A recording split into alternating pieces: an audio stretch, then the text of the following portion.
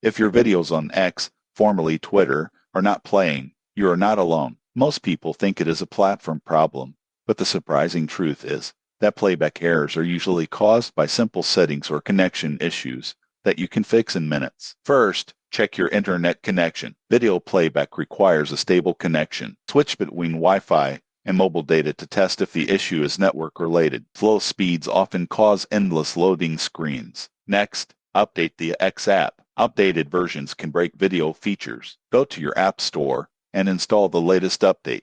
You won't believe what happens next when people skip this step. The problem often disappears instantly. Clear the app cache. On Android, go to Settings, Apps, X, Storage, and clear cache. On iPhone, reinstall the app to reset temporary files.